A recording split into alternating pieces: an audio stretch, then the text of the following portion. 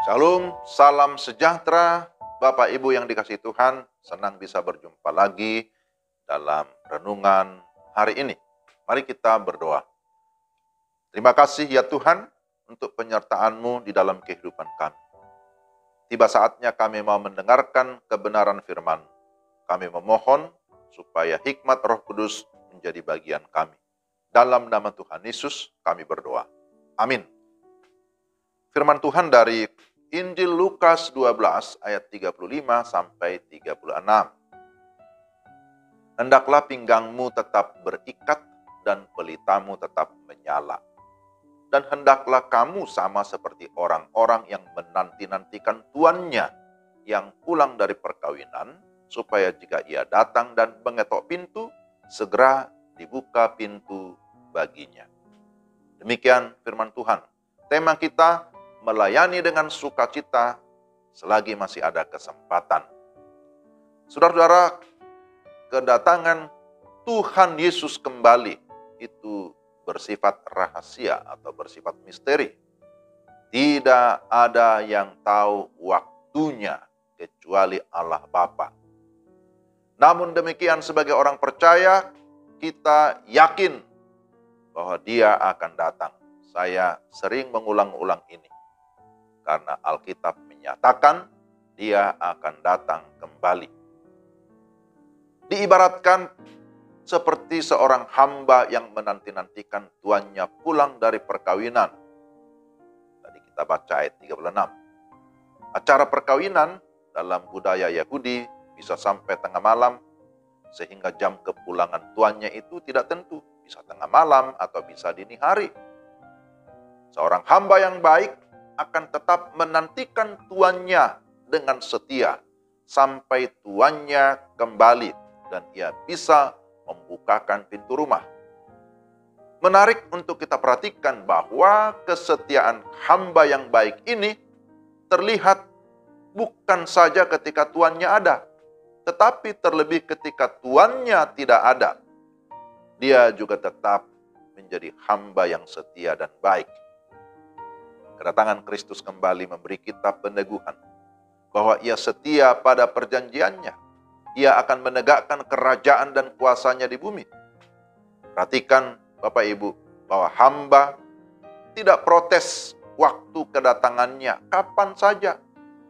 Tetapi ia tetap percaya bahwa Ia pasti datang. Dia tidak berkata, kenapa lama sekali baru datang? Kenapa mengganggu tidur saya? Tidak demikian dicatat di dalam Alkitab. Bagi seorang yang menanti dengan setia, pertemuan kembali jauh lebih penting daripada pengorbanannya selama masa penantian. Betul ya Bapak Ibu? Dalam relasi kita dengan Tuhan juga demikian. Selain bahwa kita disebut sebagai anak-anak Allah, tapi jangan lupa kita juga harus menyadari diri sebagai hamba, sebagai doulos. Maka dalam ayat 35 yang tadi kita baca disebutkan, hendaklah pinggangmu tetap berikat dan pelitamu tetap menyala. Pinggang yang terikat menunjukkan kesiapan dan kesigapan untuk tetap bekerja, untuk melayani. Diperkuat dengan ungkapan pelitamu tetap menyala, artinya tetap siap untuk melakukan aktivitas, sekalipun harus lembur sampai larut malam. Seorang hamba ataupun prajurit yang sedang berjuang tidak memusingkan dirinya dengan soal-soal penghidupannya, asalkan dia berkenan kepada tuannya, kepada komandannya.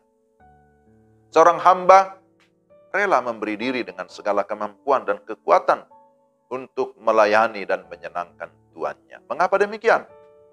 Oleh karena hamba sadar, untuk itulah Tuhan memilih dia menjadi hambanya. Tuhan memberi kepercayaan yang istimewa untuk melayani, bahkan untuk menjaga rumah atau harta miliknya. Maka seorang hamba yang baik, dia melakukan tugas itu dengan sukacita, dengan sukarela. Bapak Ibu, saudara-saudara yang dikasihi Tuhan, sekali lagi dalam masa Advent ini, kita diarahkan kepada penantian akan kedatangan Tuhan. Dalam penantian kedatangannya kembali, maka ada tugas yang Tuhan berikan, yaitu untuk bekerja bagi Dia, untuk melayani dengan sukacita.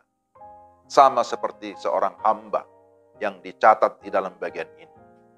Seorang hamba yang tetap siap sedia menantikan tuannya, dan dalam menantikan tuannya, dia melakukan apa yang merupakan tugas yang dipercayakan. Jadi mari kita melayani dengan sukacita selagi masih ada kesempatan. Kita tidak tahu berapa lama lagi kita hidup, tetapi selama kita hidup, jangan membuang kesempatan itu. Supaya melalui kehidupan kita, melalui pelayanan kita, ada banyak orang diberkati.